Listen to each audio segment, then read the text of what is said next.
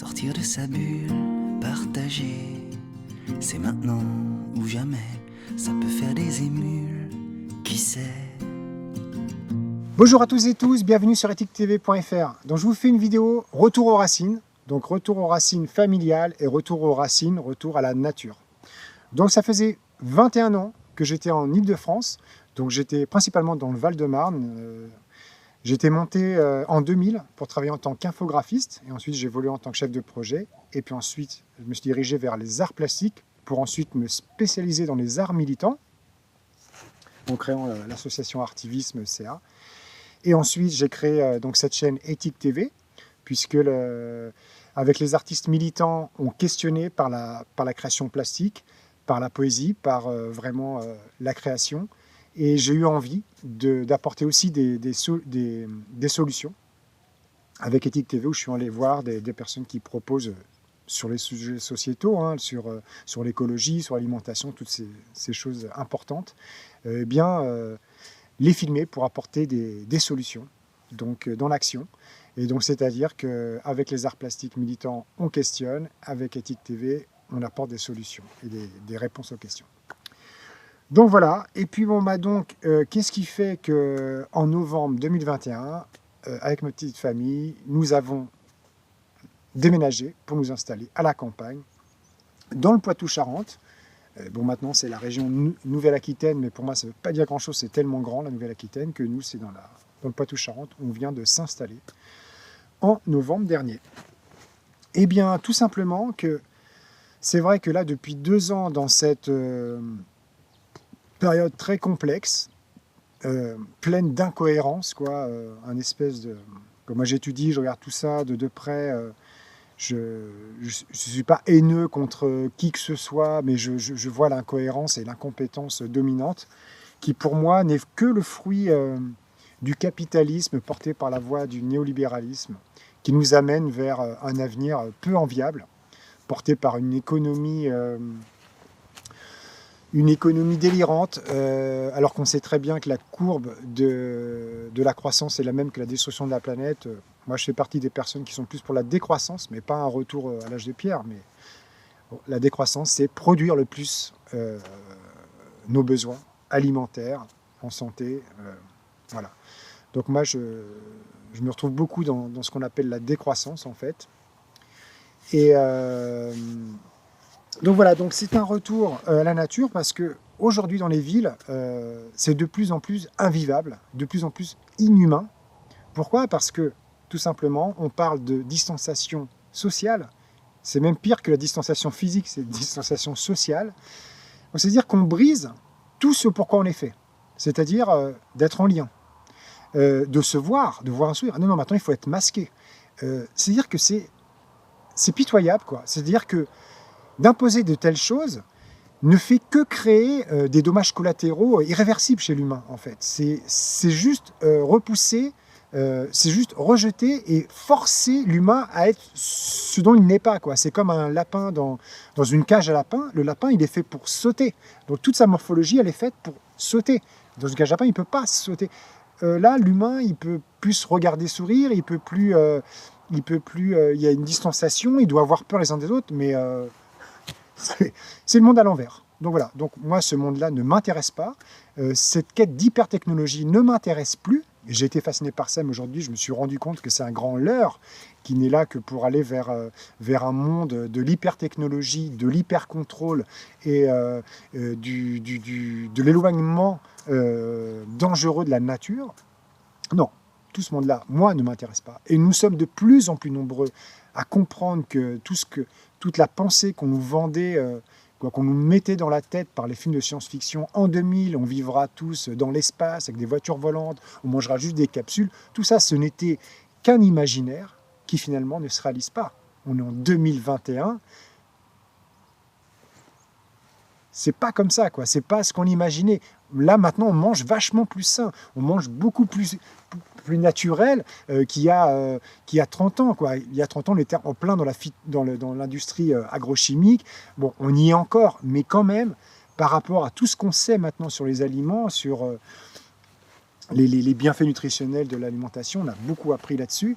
Et toutes les médecines alternatives se sont développées dans ce sens-là. Et bon, donc moi, non, c'est pas un monde qui m'envie, que j'envie pour mes enfants. Et donc, ben voilà, tout simplement, ce mal-être généré par une politique mondialisée, par une dictature sanitaire mondialisée pour moi, hein, ça n'engage que moi, mais pour moi c'est une dictature sanitaire, parce que la perte des libertés est énorme.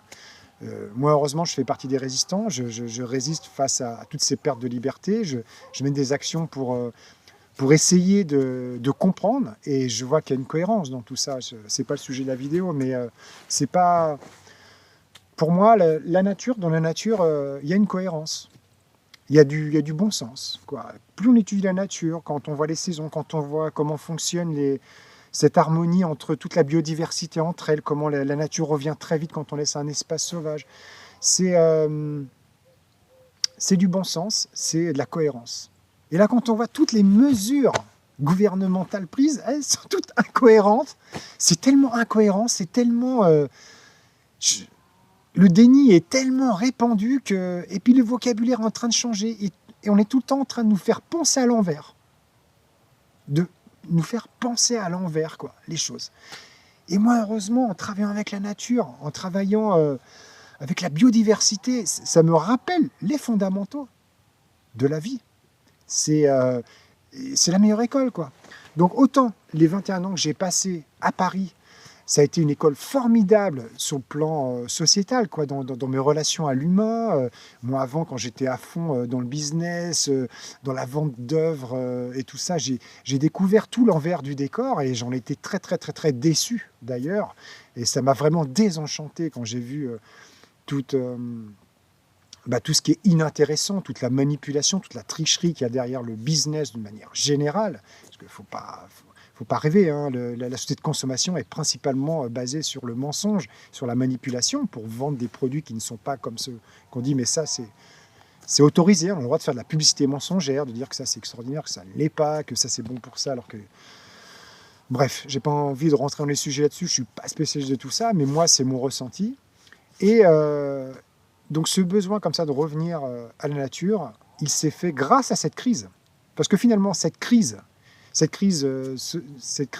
sanitaire, cette crise de l'éducation, cette crise économique, quoi, ça fait 50 ans qu'on est en crise, quoi, de toute manière, cette crise financière,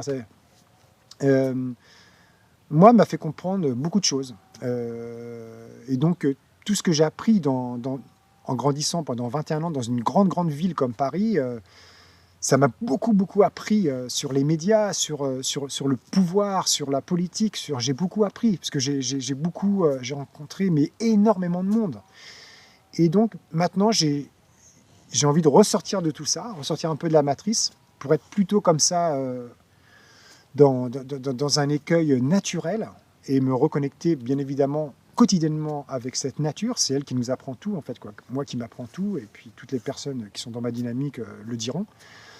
Eh bien, cette crise est une chance, puisqu'elle révèle à ciel ouvert toute la supercherie, toute la malveillance et tout que représente le capitalisme porté par le néolibéralisme. Moi, ça ne me fait plus rêver du tout. J'y ai cru, mais à force de voir, à force de cumuler les preuves, et j'en peux plus de cumuler les preuves d'ailleurs, c'est hallucinant, quoi. Eh bien voilà, on a décidé de partir. Donc... cette crise nous fait aller plus vite vers le monde qu'on voulait. Voilà, vers un monde plus juste, plus naturel. Et puis, voilà. Donc, je vais terminer cette vidéo. Là, il y a mon fils qui vient de me rejoindre. Et eh bien là, on est sur le montage de notre film long métrage Tous résistants dans l'âme. Vraiment, on a vraiment hâte de vous présenter ce film aux côtés de Louis Fouché et beaucoup d'autres. Donc c'est le 3e étage de notre fusée. On a fait 7 vidéos avec Louis Fouché. Ensuite, on a fait un livre avec Louis Fouché là, qui cartonne. Donc que j'ai coécrit avec Louis Fouché, qui s'appelle donc Tous résistants dans l'âme, qui est sorti en octobre, qui a fait 3 ruptures de stock en 3 mois. On est à plus de 28 000 impressions. On est dans le top 30, top 35 sur Fnac.com. Donc c'est pas pour les chiffres, je m'en fous, les chiffres. Mais c'est juste pour dire qu'il y a vraiment de la demande, il y a vraiment des gens qui s'intéressent, qui ont envie. Et la baseline du livre, c'est Éclairons le monde de demain. Et c'est vraiment ce qu'on essaie de faire avec le cœur, avec bienveillance, avec bon sens et avec cohérence. Allez, merci beaucoup pour votre fidélité. Vous êtes près de 64 000 sur cette chaîne. Abonnés, c'est vraiment extraordinaire. Allez, merci, on dit au revoir. Allez, merci, à bientôt.